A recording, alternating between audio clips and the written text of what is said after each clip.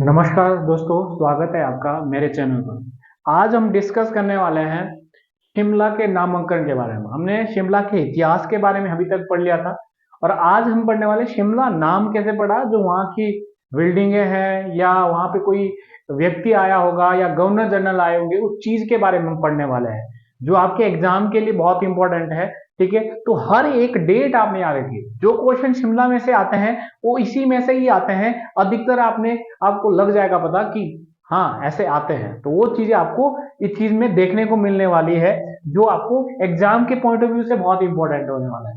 ठीक है, तो शिमला के बारे में पढ़ने वाले हैं जी हम। जैसे कि मैंने बताया कि शिमला के नामांकन के बारे में।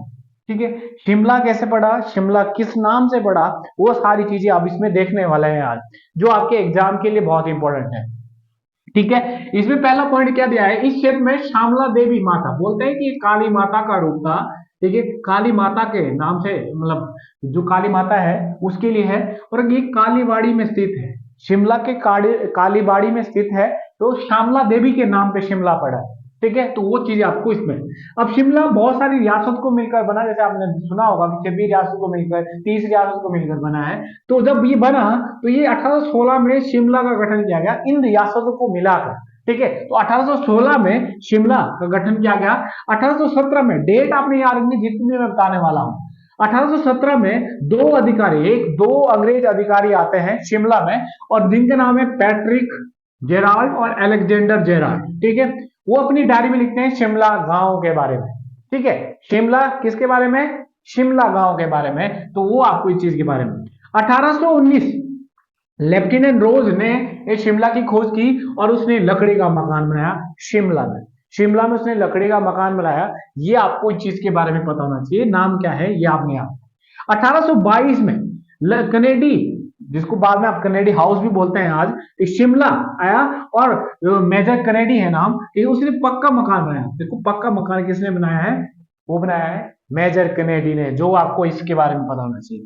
1823 में शिमला में यही कनेडी ने आलू की खेती की शुरुआत की शिमला में। अगर आपसे पूछे कि शिमला में आलू की खेती की शुरुआत किसने की, तो आपको पता होना चाहिए। ठीक है, 1827 में लॉर्ड हेमस शिमला आए और कनेडी हाउस में रुके। ठीक है, जो कि आपका पक्का मकान है। अब ये जो लॉर्ड हेमस है, ये भारत का गवर्नर जनरल है। ठीक है, ये भारत का गवर्नर जनरल, इसकी एक कोटेशन आपको बहुत फेमस हर एग्जाम में आती है, तो ये आपको पता। उसने क्या कहा था कि मैं, यानी कि लॉर्ड हेमस्ट और चीन का राजा आधी दुनिया पर राज करते हैं, फिर भी हमें नाश्ता करने के लिए टाइम मिल जाता है। तो ये किसने कहा, तो आपको कोटेशन कई बार पूछी जा सकती है, लॉर्ड हेमस्ट है। और लॉर्ड हेमस्ट कौन, भारत का गवर्नर जनरल। ठीक है, ठीक है। उसके बाद अगला 1828 में लॉर्ड कैम्बर मेयर, ठीक है, शिमला आए और उन्होंने जाखू के चारों तरफ सड़क का निर्माण किया। तो वो आपको इस चीज के बारे में कौन थे। ठीक है, उसके बाद 1830 में शिमला में गुलबुद्दीन मस्जिद, जो शिमला की पहली मस्जिद है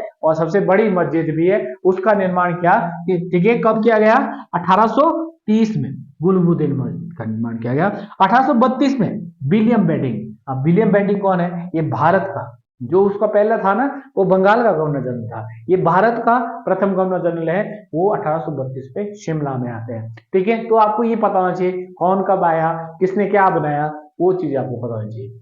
उसके बाद 1850 में ढली सुरंग का निर्माण किया गया। ढली सुरंग शिमला में है। ठीक है, उसका निर्माण किया गया, और व्यक्ति जिसने इसका निर्माण किया उसका नाम है मेजर वृक्स। क्या नाम है, मेजर वृक्स। तो आपको ये पता होना चाहिए। 1851 में नगर पालिका का निर्माण किया गया और 1852 में नगर निगम का निर्माण किया गया। भारत की सॉरी, शिमला की या हिमाचल की पहली नगर निगम कब बनी है, 1852 में। ठीक है, ये आपको पता। फिर 1851 में डलोजी। डलोजी कौन है, जिसने लेफ्ट की नीति अपनाई, लॉर्ड डलोजी की बात कर रहा हूं, गवर्नर जनरल। ठीक है, इसने, ये चीनी की दौरे पे जाते हैं, चीन के दौरे पे जा जाते हैं और चीनी तिब्बत का निर्माण करते हैं। चीनी तिब्बत का जो सड़क है उसका निर्माण करता है, और ये जनता के लिए कब दे देते हैं, 1860 में। ठीक है, तो वो आपको इस चीज के बारे में पता नहीं। 1861 में कैनिंग शिमला है। कैनिंग भारत के पहले वायसराय थे, प्रथम वायसराय। प्रथम वायसराय अगर आप पूछे कौन है, तो वो थे आपके लॉर्ड कैनिंग प्रथम वायसराय, ठीक है, ये चीज के बारे में। उसके बाद 1863 में एलिगन यानी कि लॉर्ड एलिगन तुरंत शिमला आए और पीटर होप में रुके थे। हाँ, आपको पता होना चाहिए जो ये लॉर्ड एलिगन है इनकी मृत्यु धर्मशाला में हुई है और धर्मशाला में ही इन्हें दफनाया गया है, ये भी आपको बताना चाहिए। कौन? लॉर्ड एलिगन वन, धर्मशाला में ही इनकी मृत्यु हुई है, धर्मशाला में ही इन्हें दफनाया गया है। 1864 लॉरेंस, सर जॉन लॉरेंस पूरा नाम है, शिमला को भारत की क्या बना देता है? ग्रीष्मकालीन राजधानी, यानी कि 1864 से लेके ये 1947 तक रही है, याद होना चाहिए आपको, ठीक है। 1871 में, फिर 1871 में पंजाब की ग्रीष्मकालीन राजधानी रही है, पंजाब सरकार की, ठीक है। तो ये भी आपको पता होना चाहिए, ये रही 1871 से लेकर 1953 तक, किसकी? पंजाब की, ठीक है, ये आपको पता नहीं। 1874 में अलायंस बैंक, वही की शिमला का पहला अलायंस बैंक ऑफ शिमला कब बना है? 1874 में, ये भी आपको पता होना चाहिए। और 1880 में रिज में भूमिगत जल टैंक का निर्माण किया गया, जो रिज के नीचे जो है वो पानी से टैंक है, ठीक है, ये कब बना है? 1874 में, जहां सभी को पानी जाता है, ठीक है। तो ये आपको इस चीज के बारे में पता है। 1882 में रिपन, ये लॉर्ड रिपन है, वायसराय है ये, ठीक है, जो भारत के लिए अच्छा था। लॉर्ड रिपन अस्पताल बनता है और 1880 में तैयार हो जाता है, ठीक है। बट वर्तमान में इसका जो नाम है वो दीनदयाल उपाध्याय नाम है, ठीक है। और ये नाम कब रखा गया?